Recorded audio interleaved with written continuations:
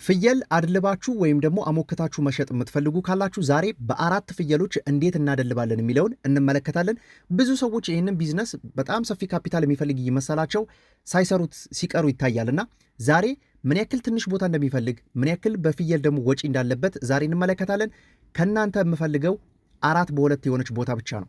አራት ፍየሎችን ለመያዝ 4x2 የሆነች ቦታ ካለች ግቢ የሆነ ጥግ ላይ የምታደርጓቸው ከሆነ በቂ ነው። ዛሬ ፍየል ማሞከት ፍየል ማድለብ የሚባለውን ጉዳይ በደንብ እንመለከታለን። በግቢያችሁ ውስጥ እንዳልኳችሁ 4x2 በሆነች ቦታ ብቻ ነው የምንሰራው ይህን ስራ። ታዲያ እዚህ ቪዲዮ ስር የምናገኛቸው በጣም ብዙ መረጃዎች አሉ። የመጀመሪያ ፍየሎችን የምንገዛበት ጊዜ አለ። ሁለተኛ ደግሞ ማድለብ የሚባለው በሶስት እንከፍለውና ለምን ያክል ጊዜ፣ ለምሳሌ ለ2 ወር፣ ለ3 ወር፣ ለ4 ወር አለ። በምን ያክል ገንዘብ እንገዛቸዋለን፣ በእነዚህ አይነት ጊዜ ለማውጣት የምንፈልጋቸውን ፍየሎች በምን ያክል ገንዘብ እንገዛቸዋለን የሚለው ገንዘቡን አስቀምጬላችኋለሁ። ምን ያክል የመኖ ፍጆታ እንዳላቸው አስቀምጬላችኋለሁ። ምን ያክል እንደሚቆዩ አስቀምጬላችኋለሁ። ታዲያ በጣም ልብ ማለት ያለባችሁ ብዙዎቻችሁ ይህንን የፍየል ስራ ከጀመርኩበት ጊዜ ጀምሮ ቪዲዮ እየለቀኩላችሁ ነው። ያንን መሰረት እያደረጋችሁ እርባታ ውስጥ እየገባችሁ ነው። በጣም የሚያስደስትና የሚያበረታታ ነገር ነው። ዘርፉ በጣም እየበዛ ነው። ነገር ግን አብዛኛዎቻችሁ ደግሞ ከኔ ቪዲዮ አይታችሁ ስራውን የጀመራችሁ ሰዎች ስትቸገሩ የምመለከታቸው ጉዳዮች አሉ። የመጀመሪያው ስራው ሙሉ ሊሆን ይገባል። ሙሉ ስላችሁ ለምሳሌ ፍየል አስገብታችሁ መኖ ያጣችሁ ብዙ ሰዎች አላችሁ። የሕክምና ባለሙያ ያጣችሁ ብዙ ሰዎች አላችሁ። እንዴት ማከም እንዳለባችሁ፣ እንዴት መመገብ እንዳለባችሁ ያላወቃችሁ ይኖራል። ስለዚህ የሚቀድመውን አላስቀደማችሁ ማለት ነው። ስለዚህ ማሳሰብ የምፈልገው ጉዳይ ምንድነው? የዚህ የእንስሳት እርባታ ስራ በዶሮም በፍየልም በከብቶችም በወተት ላሞችም በሁሉም ዘርፍ ብትገቡ መጀመሪያ እውቀት የሚባለው ነገር ወይም ደግሞ መዘጋጀት ያለበት ፋሲሊቲ ሙሉ በሙሉ ቢዘጋጅ በጣም የተሻለ ነው። ነገር ግን በኋላ ላይ ዋጋ እንዳትከፍሉበት ወይ ስራው እንዳያስጠላችሁ አክሳሪም እንዳይሆን ያደርጋል ማለት ነው። ስለዚህ ብዙዎቻችሁ ስልጠና ላይ የመጣችሁ ሰዎች ታሳዩኛላችሁ፣ በፎቶ በቪዲዮ ታሳዩኛላችሁ። የጀመራችሁበት አይነት ሁኔታ ከኔም የሚያስንቅ ነው። በጣም ደስ ይላል። ስለዚህ ነገር ግን ደግሞ በጣም በዚሁ ቀጥሎ ደግሞ ውጤታማ እንዲሆን ደግሞ እውቀት የሚባለው ነገር ስራው እንዴት መሰራት እንዳለበት ደግሞ በሙያ በእውቀት ብትደግፉት በጣም የተሻለ ነው። መጨረሻ ላይ ምነግራችሁ አርቢው በዚህ ስራ ላይ ከተሰማራ በኋላ ወይም ደግሞ በዚህ በማሞከት ስራ ላይ ከተሰማራ በኋላ አላበዛባችሁም። 3 ነገሮች እነግራችኋለሁ። እነዛን 3 ነገሮች ካላሟላችሁ ወዳቂ ናችሁ ወይም ደግሞ በኪሳራ ይደመደማል ስራው ማለት ነው። ምንም 1-2 የለውም። ስራው ላይ የመቆየት እድላችሁ በጣም ጠባብ ይሆናል። እነግራችኋለሁ መጨረሻ ላይ። ወደ መጣሁበት ጉዳይ ልመለስላችሁ። በዚህ በማድለብ ስራ ላይ በጣም ትልቁና ግዙፍ የሚባለው ወጪ የምታወጡት ራሳቸው ፍየሎችን ለመግዛት ነው። ወጠጤዎችን ልታስገቡ ትችላላችሁ፣ ቅጥቅጦችን ልታስገቡ ትችላላችሁ። እንደናንተ ምርጫ ሲባል ግን የእናንተ ምርጫ ሳይሆን በተዘዋዋሪነት የምትሸጡበት ቦታ ወሳኝነት አለው። የምትሸጡበት የት ነው? እናንተ የምትሸጡበት ለምሳሌ ለስጋ ቤቶች፣ ለፍየል ቤቶች፣ ለቁርጥ የሚሆኑ ለወጥ ቤቶች የሚጠቀሟቸው፣ ለዱለት የሚጠቀሟቸው፣ ለተለያየ አይነት የስጋ አይነት የሚጠቀሟቸው፣ ለድግስ ሊሆን ይችላል። እነዚህ ፍየሎች የት ነው የምታቀርቧቸው? ገበያ ነው የምትሸጧቸው ወይስ የምታቀርቡበት ቦታ ስምምነት አላችሁ? የት ነው የምታቀርቡት የሚለው የማድለብ ስርዓታችሁ ላይ ትልቅ የሆነ አስተዋጽኦ ይኖረዋል። ምን አይነት ፍየል እንገዛለን የሚለው ራሱ የሚወሰነው የሆነ ስጋ ቤት ላይ 50-60 ፍየሎችን አስረክባለሁ ብላችሁ የተነሳችሁ ከሆነ እሱ ስጋ ቤት ስፔሲፊክ የሚፈልገው አይነት ጉዳይ በስጋ ምርት ላይ ሊታወቅ ይገባል። ምን ያክል የስብ መጠን፣ ምን ያክል የስጋ ክምችት፣ እነዚህ ነገሮች በጣም ወሳኝነት አላቸው። በተለይ ሁለቱ ማለት ነው። ስለዚህ ቅጥቅጥ ወይስ ወጠጤ የሚለው ነገር ወይም ደግሞ ሙክት ወይም ደግሞ ወጠጤ የምንለው ነገር የሚወሰነው እናንተ ማቅረብ በምትፈልጉት አይነት ቦታ ይወሰናል ማለት ነው። ስለዚህ ያ የምናቀርብበት ቦታ ለጊዜው አልታወቀም። ይህንን መረጃ ብቻ እንመልከት። ነገር ግን ግዢያችንን ስንመለከት በ3 ጊዜ እንክፈለው። የ60 ቀን፣ የ90 ቀን፣ የ120 ቀን፣ የ2 ወር፣ የ3 ወር፣ የ4 ወር። ፍየሎቹ ከገቡበት ጊዜ ጀምሮ ወይ 2 ወር ትይዟቸዋላችሁ ወይ 3 ወር ወይ 4 ወር።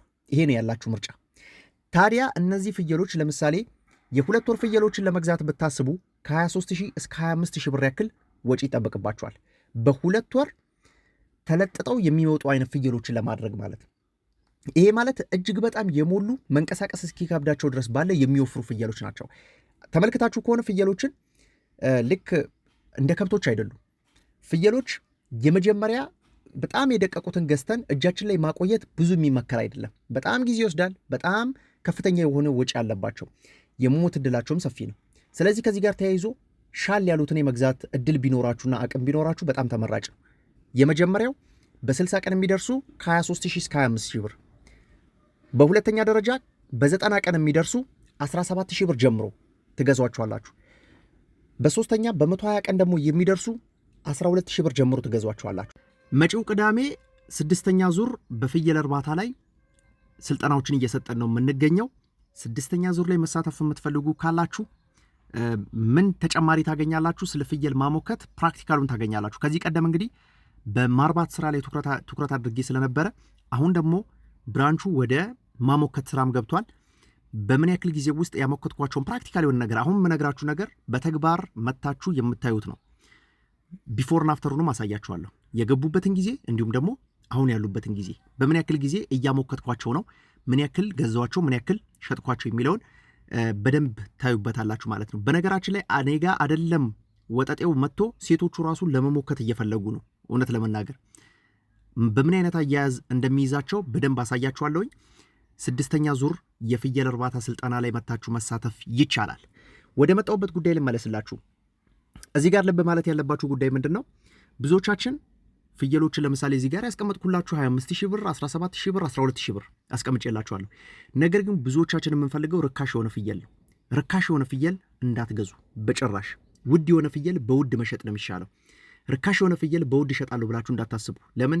ሂሳቡ ሲሰራ ተመጣጣኝ የሆነ ያ ማለት በገዛችሁበት አነስተኛ ዋጋ ነው። ያንን ሊተካ ሊያካክስ የሚችል አይነት ወጪ ቤት ገብታችሁ ታወጡበታላችሁ። ኢቭን ፍየሉ ልታጡ የምችሉበት ሁኔታም እየሰፋ ይሄዳል። ስለዚህ ርካሽ ፍየሎችን የምታሳድዱ ሰዎች ካላችሁ ለዚህ ቢዝነስ አትሆኑ ብዬ ነው የማስበው። የግል አስተያየት ነው። ወደ ፍየል ወጪያችን እንምጣ። የሰራሁላችሁ የ2 ወር ፍየል ነው። የ2 ወር ፍየል ማለት በ2 ወር የምናወጣቸው ማለት ነው። ለ2 ወር አቆይተን እጃችን ላይ ለገበያ የምናቀርባቸው። መኖ ምን ያክል ይፈጃል ካላችሁኝ 3456 ብር ያክል ወጪ ይጠበቅበታል። 3456 ብር ያክል ወጪ ለአንድ ፍየል ታወጣላችሁ 2 ወር የበላውን። እዚህ ጋር ግን በጣም ልዩ ትንታኔ የሚፈልግና ምናልባት ስልጠና ላይ የመጡ ሰዎች የሚያገኟቸው ነገሮች ፋይናንሻል ነገሮችን ያገኛሉ። ያ ማለት ቢዝነስ ፕላኖችን ሰርተን እንሰጣችኋለን። ይሄ ቢዝነስ ፕላን ምን ላይ ነው የሚያጠነጥነው? እዚህ ጋር የመኖ እናንተ እንድትረዱት ብቻ አስቀምጥኩኝ እንጂ ፍየሉ ያለበት የቦዲ ኮንዲሽን ስኮር ወሳኝነት አለው። የገባው ፍየል በጣም ጥሩ የሆነ አቋም የነበረው ካለ አቋሙ የቦዲ ስትራክቸሩ በጣም ጥሩ ነው። ቦዲ ስትራክቸር የምንለው ምንድን ነው? ደረት አለ፣ ጀርባ አለ፣ ጅራት አለ፣ ወገብ አለ። እነዚህ አይነት ቦታዎች በምን አይነት ስጋ ተሸፍነዋል፣ የትኞቹስ ምን ያክል ነጥብ ይሰጣቸዋል የሚለው ከታየ በኋላ ነው መኖ ይሄን ያክል ግራም ብንሰጠው ይሄን ያክል ኪሎ ብንሰጠው የሚለው የሚወሰነው ፍየሉ ታይቶ ነው። እዚህ ጋር እንድትረዱት ብቻ 3456 ብር ያክል ወጪ አስቀምጫለሁ በአማካኝ። ምናልባት ፍየሉ ከሲታም አይደለም በጣምም ደግሞ ስጋም እየተሸከመ ወይም ደግሞ ስጋ የያዘን ፍየል አይደለም፣ ያልደረበ ፍየል ማለት ነው። የመድኃኒት፣ የባለሙያ፣ የውሃ፣ የጉዝጓዝ፣ የድርቆሽ ወጪ ለብቻ ነው የሚሰራው። ይሄ ምን አይነት ፍየል አስገባችሁ የሚለውና ምን ያክል ብዛት አስገባችሁ ከሚለው ጋር ለብቻ የሚሰራ ይሆናል። ታዲያ ልዩ ጥንቃቄ እንድታደርጉ የምፈልገው ጉዳይ ምንድን ነው? ፍየል ስትገዙ እንዳትሸወዱ፣ እንዳትታለሉ ጥንቃቄ ማድረግ ያስፈልጋል። እዚህ ጋር ለምሳሌ አይንሸት ፋርም ላይ በ2 ወር የሚደርሱ ፍየሎችን አየን ብላችሁ ወደ ቢዝነሱ ከገባችሁ በኋላ ያ ነገር የተገላቢጦሽ ሊሆን የሚችልበት ሁኔታ ሰፊ ነው። እያየን ነው። ያንን ሰዎች በራሳቸው ፍቃድ ከገበያ ሄደው ፍየል ይገዛሉ፣ መጥተው ያስገባሉ። ነገር ግን አይመጣም። ይሄ እንዳይመጣ የሚያደርጉ ነገሮችን ከዚህ ቀጥሎ ነግራችኋለሁኝ። ነገር ግን እንዳትታለሉ ያልኩበት ምክንያት ምንድን ነው? ፍየል ሄዳችሁ በምትገዙበት ሰዓት የፍየሉ ወገቡን፣ ደረት፣ ጅራት፣ ጀርባ፣ የሆድ አቀማመጥ፣ የጤና ሁኔታ መታየት አለበት። እነዚህ ነገሮች ናቸው በነገራችን ላይ በ2 ወር እንዲደርስና እንዳይደርስ ከሚያደርጉት ከፍተኛ አስተዋጽኦ ካላቸው ነገሮች ውስጥ አሁን የጠቀስኩላችሁ ናቸው። በእርግጥም ደግሞ ወገብ፣ ደረት፣ ጅራት፣ ጀርባ፣ የሆድ አቀማመጥ የምንላቸው ነገሮች ገበያም ላይ ፍየሉን ስታወጡት ሬት የሚያደርጉት እነሱ ናቸው። እነዚህ ጉዳዮች ናቸው። ገዢው የእናንተ ዋጋ ይመጥነዋል የፍየል አይመጥነውም ብሎ የሚወስንላችሁ እነዚህ ነገር አይቶ ነው።